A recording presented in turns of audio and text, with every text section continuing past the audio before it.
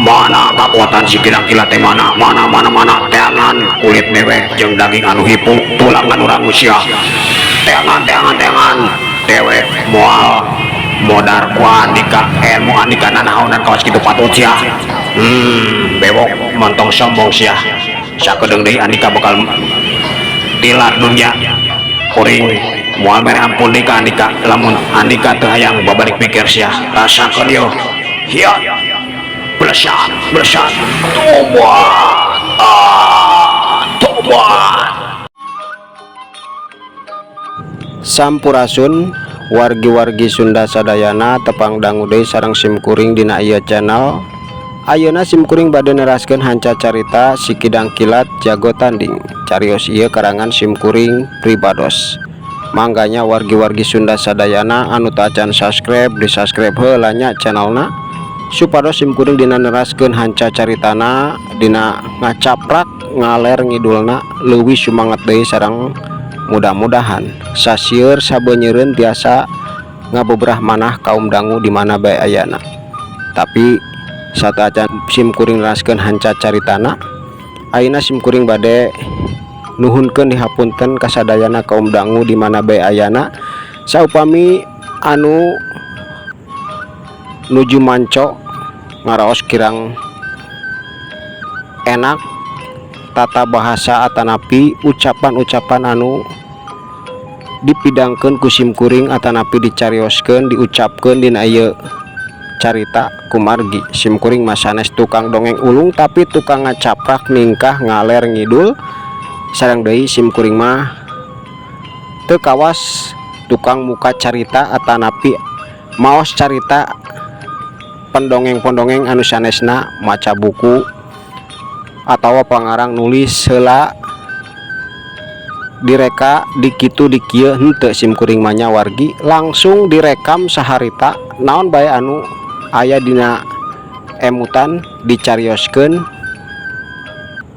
digelar diucapkeun dina waktos ngarekam teu aya tulisan-tulisan teu aya buca baca. Jadi hapuntennya wargi-wargi Sunda sadayana saupamina kirang merenah tapi sanaos kirang merenah atanapi ngacaprak oge mudah-mudahan kaum dangu sadayana tiasa kahibur ku carios anu dipidangkeun ku simkuring. Mangga ayeuna cuang kawitanan.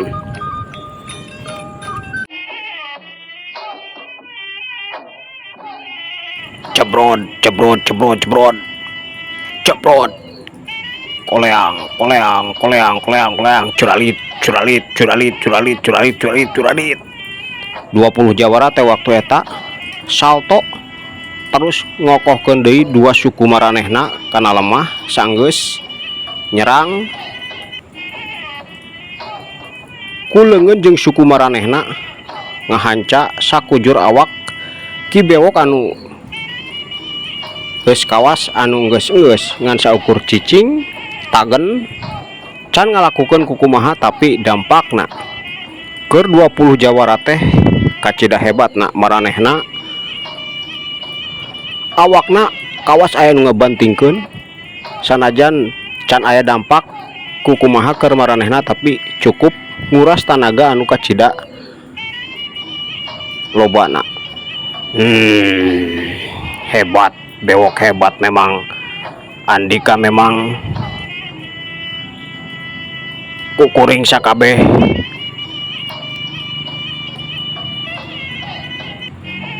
di aku andika boga kemampuan kacidak hebatna tapi dengekeun sia bewok kuring sakabeh moal ngantepkeun andika cucungah leuwih hade binasa kawas patandang anu geus dibinasa ku andika bewok bener kuring oge sarua sanajan andika boga kemampuan sakumaha hebatna moal mundur moal ingkah ti pakalangan leuwih hade balik tinggal ngaran eta leuwih alus sabab anu dilawan ku aing cadug rampok anu salila ieu ngaruksak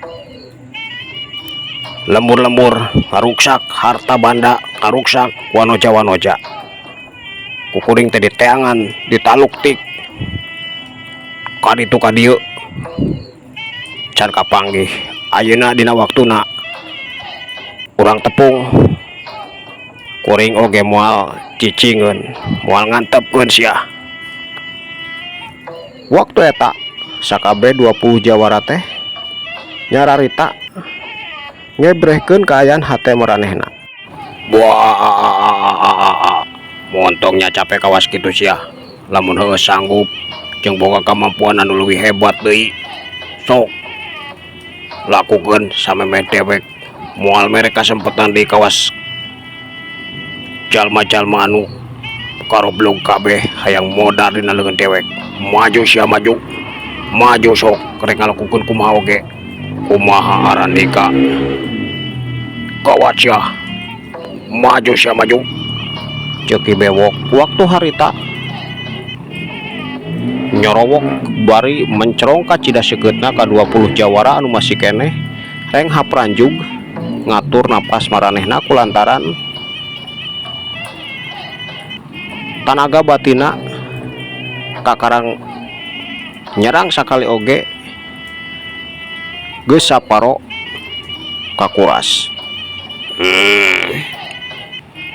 Montong seuri suka bunga heula sia. Rasakeun yo ayu batur, montong diantepkeun loba gaya deui. Cadug rampok kelo teh jang podaran kurang gabungkeun kekuatan urang anu sapinuhna. Ayo siap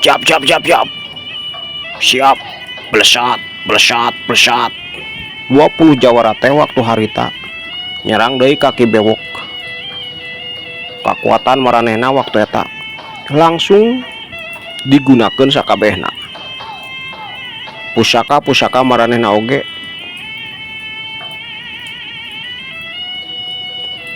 waktu harita mah digunakeun syuk blesat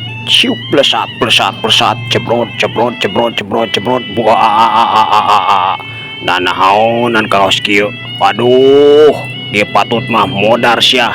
Geus dewek ayeuna geus moal mere kasempetan deui keur aranika. Lamun aranika teu bisa ngapenung kakuatan dewek, rasakeun sia modar sia syuk kajleng blesat. Just cebrot koleang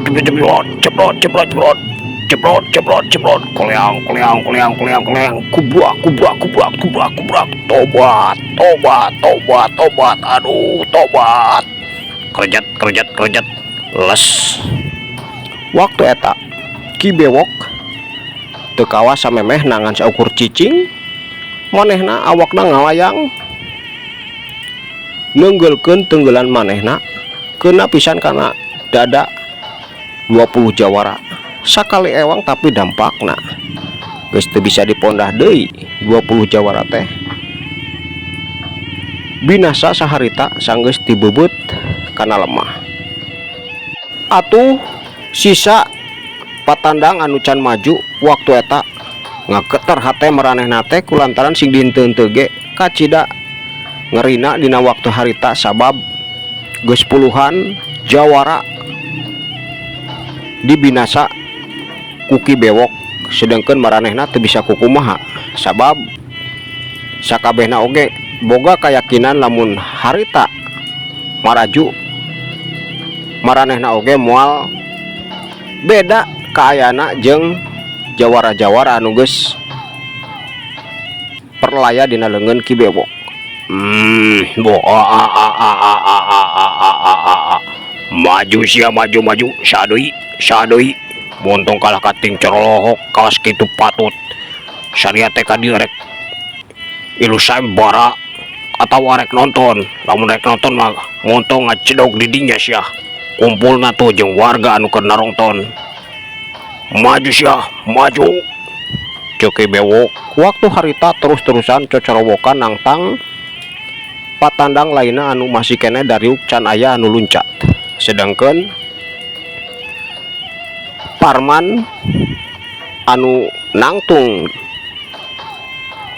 di tempat anu tadi di cicingan ayeuna geus nangtung deui di tempat eta ngarendeng jeung Sukmalawati dina hatena teh ngagerentes. Aduh Gusti akang mang di tadi oge geus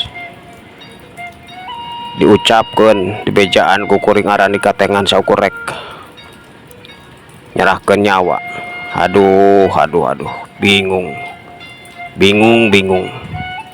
ayeuna kudu kumaha piraku aing kudu cicing bae eta anu keur digerenteskeun dina hate Parman bari mencerong kaki bewok anu terus-terusan beberapa katakan seri bakat ku bunga kulantaran sakabeh lawana eueuh anu hirup deui dibinasakeun ku manehna. Engkang nangkang teh bade ngantepkeun bae abdi mah kacida cicing bae eta ka jalma eta kumargi. Aduh Gusti, sanajan si bewokna teh acan secara langsung sumping kalemur abdi, tapi 14 anak buahna matu anu ting berdega itu parantos sumping nyieun gara-gara di paguron sanaos abdi sareng ambu katut murid-murid paguron lincar saketi tiasa ngungkulan aranjeuna, tapi duka saupamina ki bewokna anu langsung sumping mah berenang tewas abdi sareng ambu teh moal tiasa kukumaha. Engkang abdi satuju saupamina engkang tindak eta ki bewok tapi teu hoyong ngadangu engkang ngiringan saembara mah henteu abdi mah teu hoyong engkang ngiringan saembara tapi nindak jalmi bangka warah kitu mah kedah ditindak teh yang diantep. Cek Sukmalawati waktu harita nyarita kitu beungeutna teh beureum kacida kulantaran kacida ambekna ngan dirina ngukur diri lamun ayeuna maju ka pakalangan tangtuna sarua jeung jawara-jawara anu geus binasa ngan saukur rek mikeun nyawa supaya dicabut ku jalan dibinasa ku ki bewok eta anu aya dina pamikiran Sukmalawati. Akang oge saresna mah tos teu kieu tapi keun heula nyai keun akang hoyong ningali heula naha sisap peserta saembara teh bade aya anu lebet deui ka kalangan atanapi moal upami teu ayakeun ke ku akang bakal diwarah, tapi ulah hariwang akang mah sanes bade ngiringan saembara sanes akang mah salianti akang mah teresep ka jalmi kitu ieu jaduk rampok teh parantos nandasa indung bapak akang nyai jadi ku akang teh moal diantepkeun lamun teu sadar toh hoyong babalik pikir tos pasti ditindak secara keras ku akang mah nyai. Cek Parman waktu harita ngajawab gitu bari tetep bae teutepan mah teu leupas neuteub ka ki bewok anu terus-terusan ngabarakatak seserian bari nangtang sakabeh jawara anu masih keneh dariuk can aya anu luncat ka pakalangan kaosna mah sakabehna oge keur mikir sabab ki bewok lain lawan ata-ata. Laras engkang laras tapi awasnya engkang teh kayak ngiring saembara tuh tingali anu dijantenkeun hadiahna Lisnawati teh memang geulis tapi tingali oge api akang nah abdi teh eleh ku eta wanoja henteu kan sanaos abdi ngaku Lisnawati teh kacida geulisna mencerang pantes direbutkeun ku para jago oge pantes Kang, tapi abdi moal ngaku eleh moal Kang moal abdi mah bade kumaha carana oge moal eleh ku eta wanoja moal pokona mah engkang ingin iringan saembara engkang mah parantos gaduh abdi mangga bade dikitu diki oge abdi mah bade pasrah ka engkang mah pokona mah ngiring saembara nging Waktu eta Sukmalawati tetep bae negaskeun kaayaan hatena anu teu hayang nempo atawa ngadenge Parman rek ilu kana saembara. Nyai kapan ti tadi oge akang teh tos nyarios akang mah teu aya niatan hoyong ngiring su embara saemboro akang mah teu kenging hariwang geulis teu karing hariwang jeung di nyai teh teu kenging nyarios kitu da leres canaos akang oge ngaku wanoja anu namina Lisnawati anu janten rebutan ieu jawara-jawara teh mencerang ka Cida geulis tapi sareng nyai mah jajar pasar sami teu aya anu benten sami bae tapi teu kenging hariwang keun geulisnya teu kenging kitu atuh teu kenging cemberut kitu ke kagelisan ngurangan kan rugi beureunan Kang euy abdi mah nuju serius abdi mah kona mang awas wae amun angkang ngiringan saembara awasnya abdi ieu abdi mah bakal ambek abdi mah bakal ambek cek eta wanoja bari ngiwitan kana leungeun Parman anu terus-terusan ngaheureuyan manehna. Sedangkan dina panggung Lisnawati anu terus-terusan sabenerna mah matana sanajan kawas anu merhatikeun ka tempat sajen tapi nu teu bae ka Parman jeung Sukmalawati anu katempo ku manehna kawas keur ocon bae ningkah beuki ngagugudag hate eta wanoja teh ka Cida panasna padahal mah diantara manehna jeung Parman teh boro-boro ning boga hubungan wawuh ge acan ngan saukur patimu teuteub eta oge ngan sapaliwat sabab Parman mah manehna sanajan ngaku eta wanoja teh ka Cida geulisna ngan teu aya niatan hayang ilu saembara tapi keur eta wanoja bener-bener hatena teh ngagugudag pinuh ku rasa panas cemburu sagala rupa ngagolak dina jero dadana. Saha eta teh sahanya kabogohna atawa pamajikana Kang Kidang Kilat? Aduh Gusti eta meuli ngadempet bae leungeunna meuli kaosna teh mung leupas hayu nyeklan leungeun Kang Kidang Kilat. Duh niki teuing aduh Gusti boha-boha aing mah muhna naonan di mata Kang Kidang Kilat. Aduh Gusti piraku abdi kedah nampi jawara-jawara anu aya di ieu pakalangan sadayana oge teu aya anu srekana manah abdi Gusti komo deui si bewok mah najis teu hoyong abdi mah teu hoyong eta anu terus-terusan digerenteskeun dina jero hate Lisnawati bari jeung geus teu kawasa deui nahan cai mata ngabrebei ngalembereh dua belah pipina.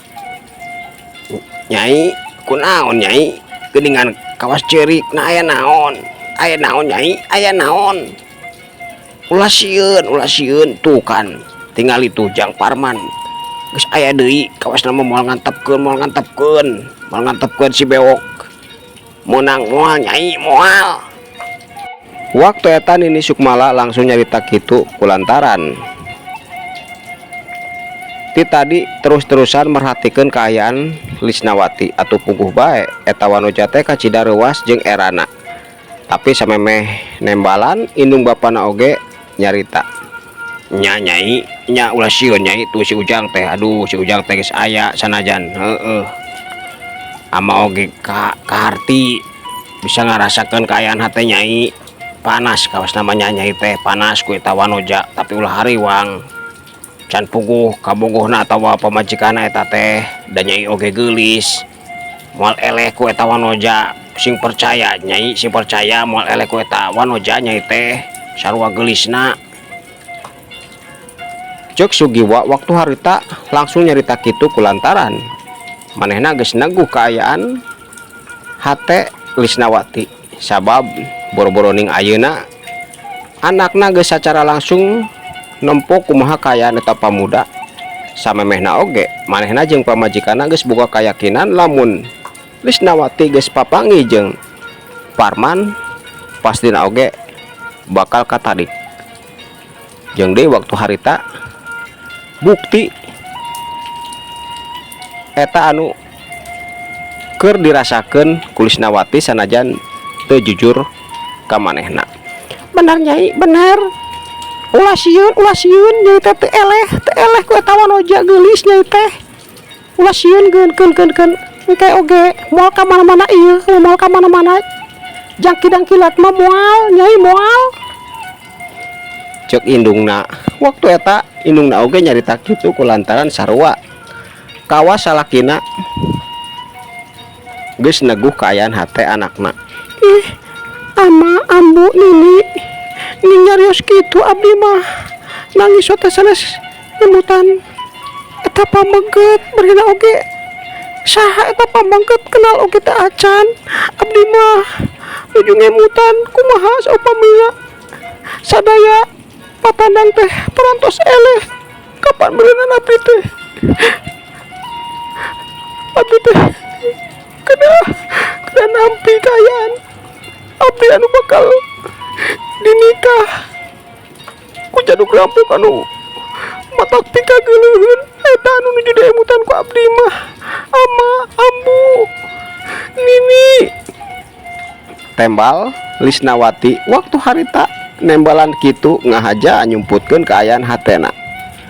Atuh indung bapana jeung Nini Sukmala teh waktu eta ngan saukur gogodeg bari seuri leutik kulantaran kaharti moal ujug-ujug ngaku kaayaan hate sabenerna anu keur dirasakeun ku Lisnawati dina waktu eta ka maranehna.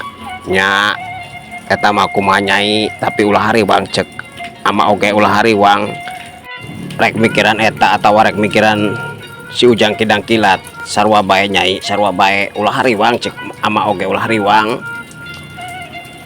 Cek Sugiwa waktu harita nyarita kitu. Bener Nyai, ulah hariwang jodoh mamal ka mana ieu. Ulah ningalikeun pada ayeuna si Ujang Kidang Kilat keur bareng jeung wanoja anu kacida geulisna. Tapi cek ambu oge Nyai teh teu eleh, kageulisan Nyai teh teu eleh. Ngan sanajan beureunan aduh bingung sabab ambu oge ningali kaayaan wanoja anu keur bareng jeung Jang Kidang Kilat teh kacida mencerang mah teu eleh oge ku Nyai teh teu eleh. Cek indungna waktu eta tetep we nyarita kitu kulantaran sanajan Lisnawati geus mere alasan anu tadi didenge ku maranehna boga kayakinan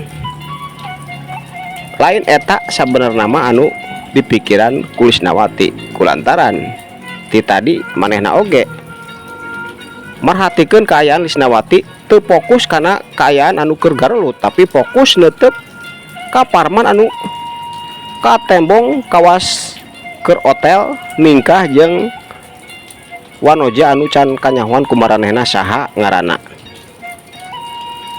Nya Nyai nya Nini oge percaya sanajan itu wanoja ge geulis bener geulis teu eleh ku Nyai tapi Nyai oge sarua teu eleh sing percayalah sing percaya. Pokona mah ku Nini didukung ku boda Nyai teh murid Nini pastina oge bakal didukung full pokol full tenangnya Nyai tenang ayeuna mah tos Bandungan tuh si bewok teh terus-terusan cocorwokan jeung itu aya geuningan aya nu turun oge sugan teh moal aya nu wanieun deui cek Nini Sukmala waktu harita nyarita kitu bari waktu eta malikeun deui tutupana ka pakalangan kulantaran dina waktu eta sisa jawara anu aya kana 30 urang laluncat langsung ningker ki bewok anu seseurian deui bae kulantaran rek sabaraha oge jumlahna moal aya dampakna keur manehna kulantaran geus kaukur sakabeh kamampuan eta jawara teh ku dirina. Ari sugan dewek baaran di kasakabeh teh rek arindit rek ngaku kekuatan dewek leuwih unggul ti Arandika tapi geningan hayang sosoro kojor deui bae dasar karoblog kabeh. Arandika teh hayang ilunya, hayang ilu modar kawas anu geus malodar ti heula. Sok maju sia maju ari heuh mah maju sia maju. Ceuk Ki Bewok waktu harita terus-terusan cacala katakan bakat ku bunga kulantaran manehna kacedayakina sanggeus bisa ngabinasakeun 30 jawara sisa lawana tangtuna manehna teh tinggal Sukabunga jeung Lisnawati. Goblok sia montong cacapek kitu sia aing sakabe oge moal ngantepkeun Andika gede hulu deui sia Bewok.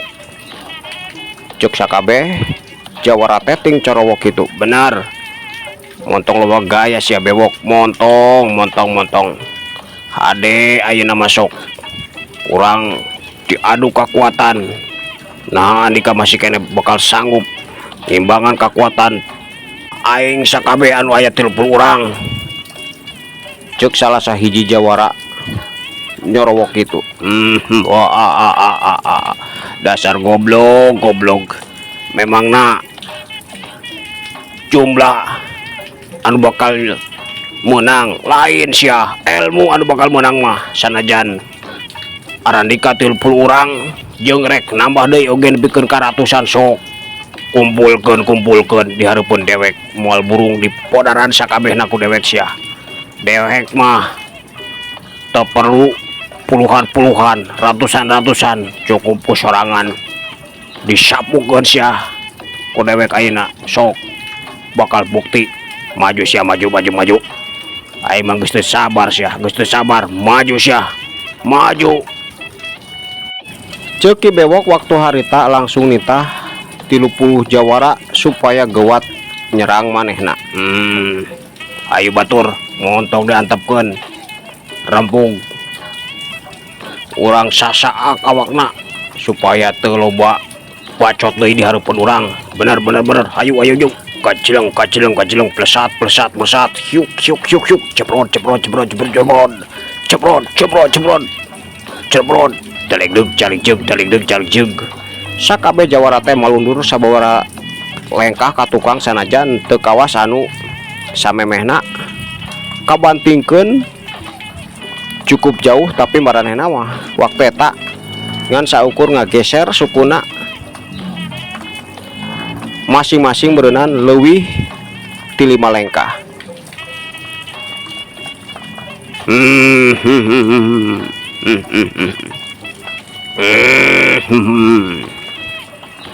nanahonan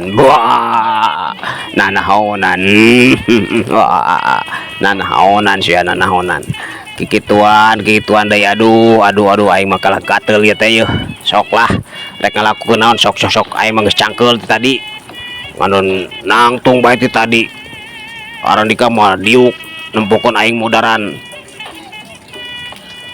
jawara petot matakna aing ayeuna begiran anu diuk sok sia rek ngalakukeun naon bae lakukeun sia sakabehna sok lakukeun. Ceuk Ki Bewok bari langsung diuk ngajemprak dina lemah atuh 30 jawara teh ngagugudag ka amakna kulantaran ngarasa dipermainkeun dihina dicacampah ku Ki Bewok. Setan sia urang teh keur gelut montong kena Andika luhur ilmu ngahina sia nangtung sia Bewok nangtung. Ceuk sakabeh eta jawara ting corowok kitu melotot bakat ku ambek. Dewek mah teu kudu nungtang nangtung sia Arandika sakabeh bae sok sanggup teu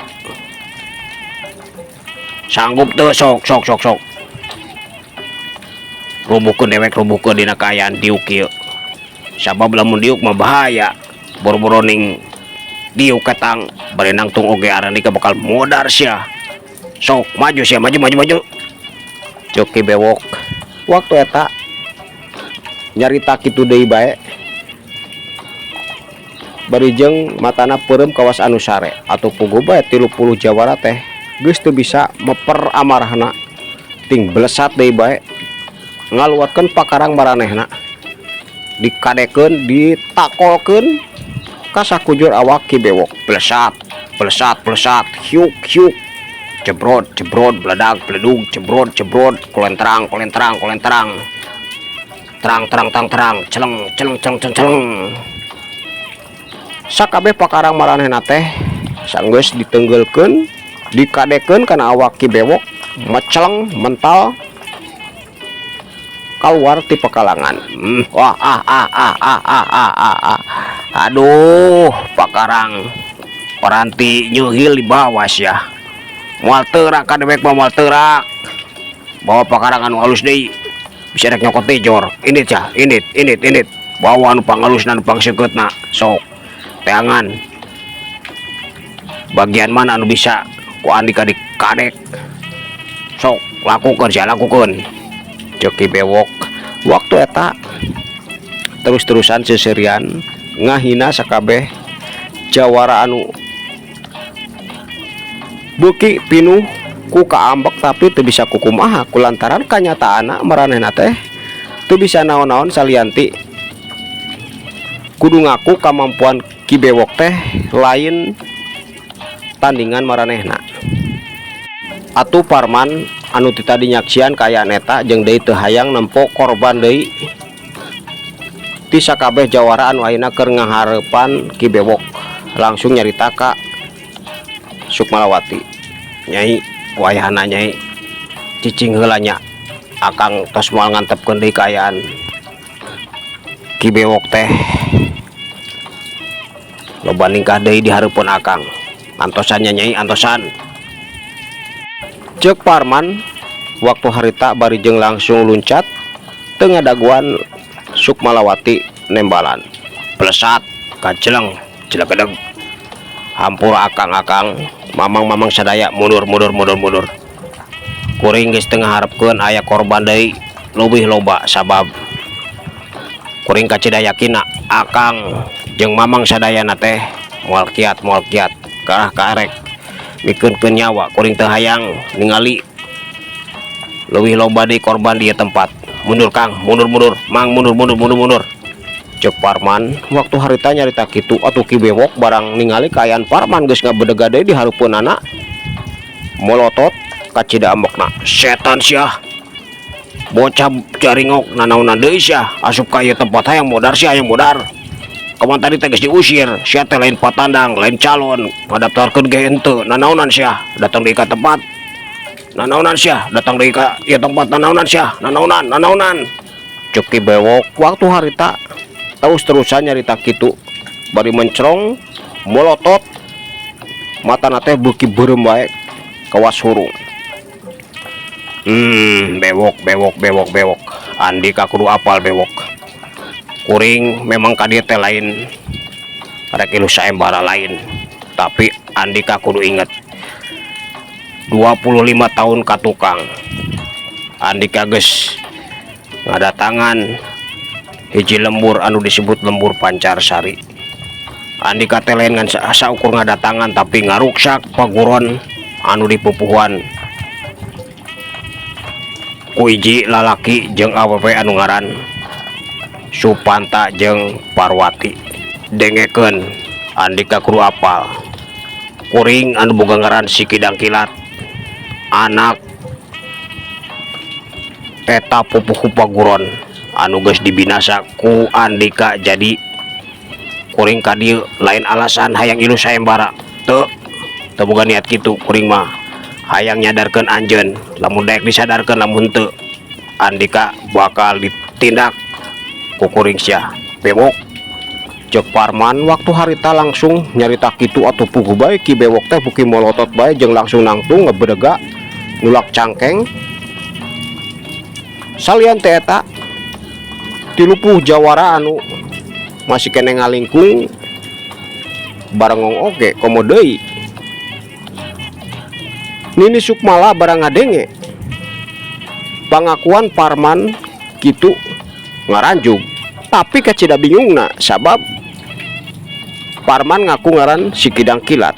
Waktu eta Nini Sukmala teh langsung nyerowok, "Jang, Ujang teh saha? Ujang teh saha sebenarnya Jang? Saha?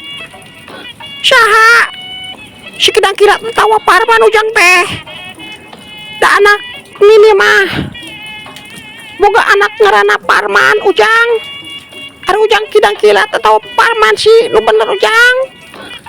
Cek Nini Sukmala waktu harita nyorowo kitu atuh Parman teh ngaranjug langsung ngaleret kapal bah Nini Sukmala. Sakedeung matana teh amprok jeung mata Nini Sukmala. Aduh, saha eta Nini?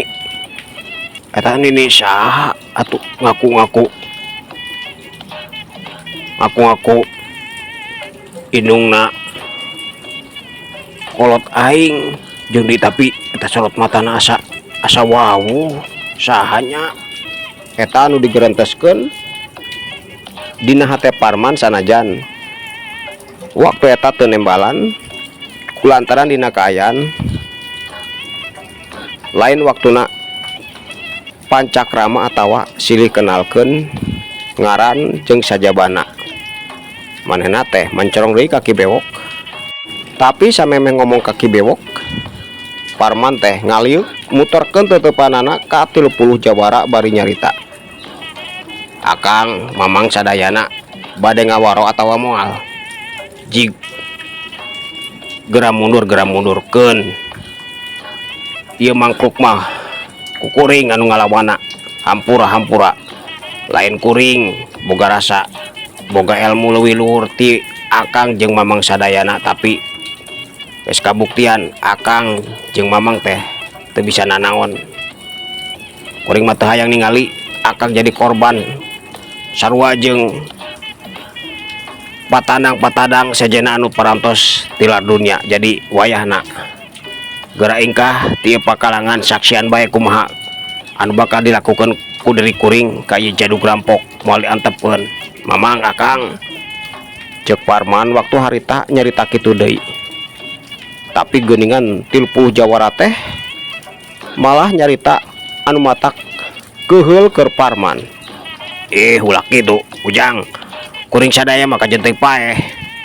Teu hayang ngaku ka kuatan si bewok leuwih luhur ti urang sakabeh teu hayang, Jang teu hayang. Leuwih hade Ujang anu ini ti tempat.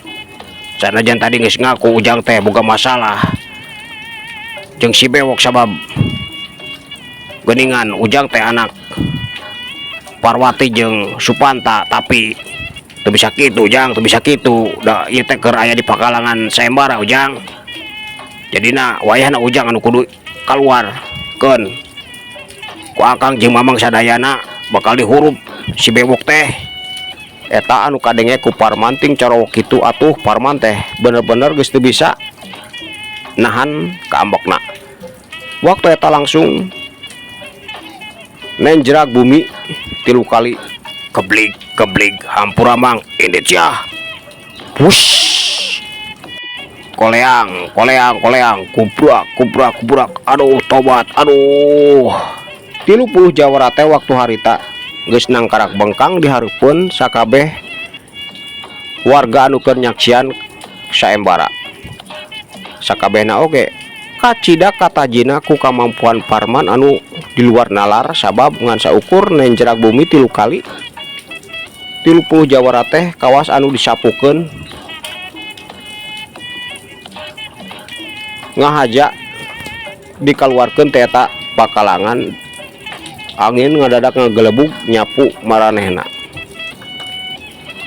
Ki bewok oge waktu eta colohok dina hatena ngagerantes edan ieu pamuda waduh teu bisa dilalaworakeun amun kieu mah ayeuna geus nemongkeun boga wosen anu kacida luhurna. Waduh bener dugaan aing bener dina datangna teu kanyahoan jol aya dihareupeun aing. Ayeuna ngan saukur nenjerak bumi 3 kali 30 jawara teh langsung disapukeun ku angin anu ngadadak ngakelebuk. Edan lamun kieu mah aing kudu hati-hati. Eta anu digerenteskeun dina jero hate Ki Bewok. Sedangkeun